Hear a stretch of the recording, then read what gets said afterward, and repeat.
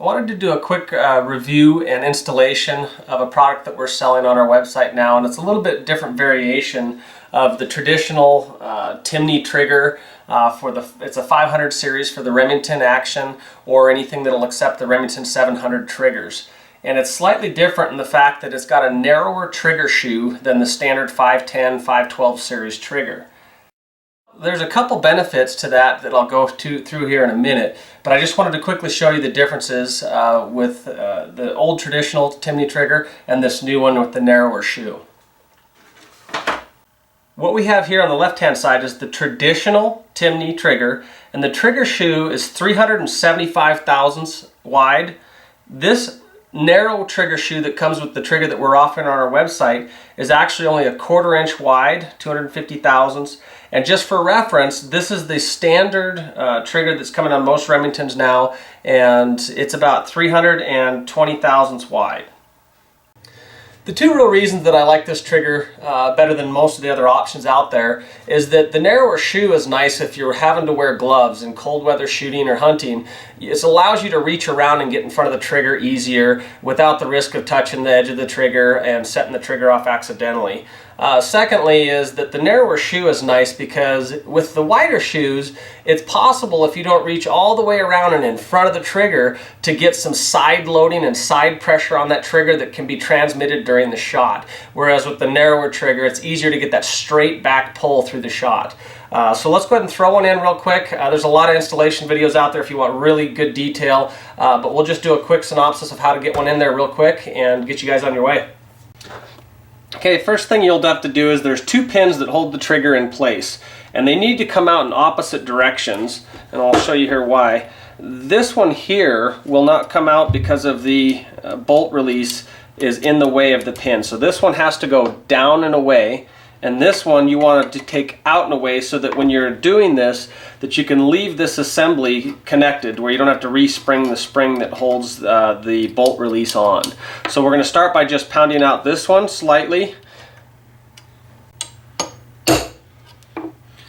Start it out and finish it.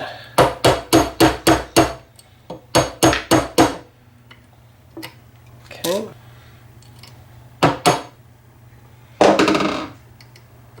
Okay, should be just about out.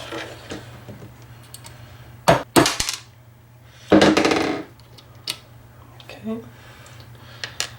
Now we'll flip it over and punch this one out the other side.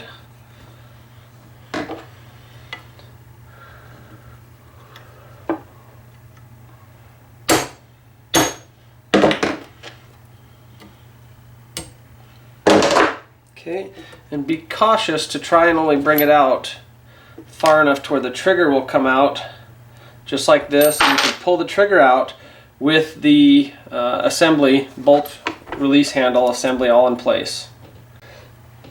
And we'll simply take the new trigger and install it with the rear first on the bolt assembly, just like so.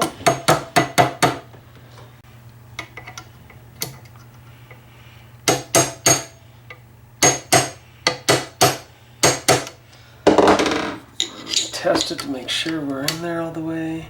That's perfect. Okay, it's just barely sticking up and we're flush over here. Okay, now we'll install the front pin.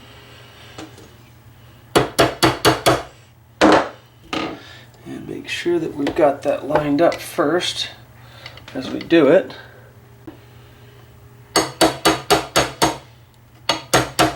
There we go. Make sure it's coming through correctly. There we are.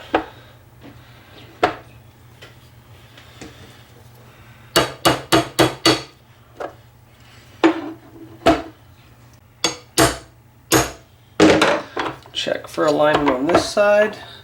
Our bolt release is sticking slightly and it doesn't want to pop back up, and it is likely because when we're in the relaxed position, you'll see that this tab that they send with it might need some modification, and they state this, and it's pressing too far up the side on this side and not directly into this groove, so that when it's pressed into there, there's friction when it wants to come back up. And so all we need to do is simply take the trigger from its relaxed position here and bend this rod. Okay, so we've just finished bending this rod a little bit farther back so that when it's in its relaxed state here, that it's actually sitting in that little groove. And now that we've done that, the bolt release works just fine. Okay, now that we've got it installed, I want to go through a couple of the adjustments that you can do to this trigger to make it work better in your situation. First, at the back of the trigger here, there is a green painted screw or a sealed screw that covers the sear adjustment, and they do not want you to move that. There's really no need. They've got this preset from the factory to where there's almost no creep. You can't feel it when it goes off. The other two screws are on the front, and the lower screw is the one that you're most likely going to adjust, and that controls your trigger tension. And these triggers adjust from about 1.5 pounds on the bottom end all the way up to 3 pounds on the high end. They come factory installed at 3 pounds, and if you want to go a little bit lighter, just counterclockwise on this screw, we'll get it out. The top screw here, or the upper one closest to the action, is actually the over travel screw. And a lot of times people don't mess with the over travel screw, but I believe it's actually a pretty important feature. You want to have enough over travel so that when the trigger breaks and it's continuing backwards, that it doesn't hit the stop before the bullet leaves the barrel, because you'll impart energy into the gun that doesn't need to be there. So I tend to like to have a lot of over travel to where when the trigger breaks, it'll just slide right on back nice and smooth without ever hitting the stop till it gets way back there. So the first thing we're going to do is adjust this over travel screw, and I'm going to take it out about 1/2 turn from the factory setting to give me a little bit more play. Now that we've got the over travel screw backed out 1/2 turn, I'm pretty happy with the amount of play that's in the trigger now to where there's a pretty good trigger movement. So we're going to go ahead and adjust the pull tension. I want this one set for this rifle about 2.5 to 2.25 pounds. It's supposed to come about 3. Let's see where it's at, and then we'll make an adjustment if we need to. Chamber's clear.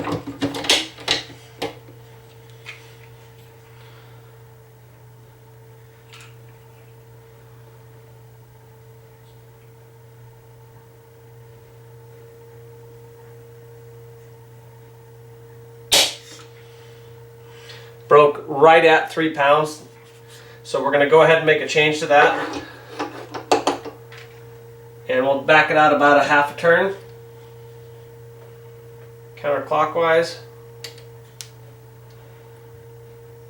Okay, and we'll try it again.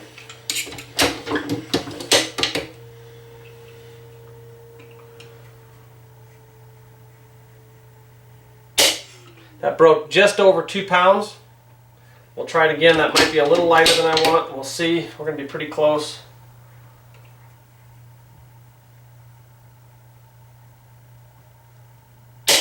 That was right at 2.25 pounds. I think we'll leave it right there and move on. That's really all there is to installing them. This trigger is a vast improvement over any of the factory triggers out there.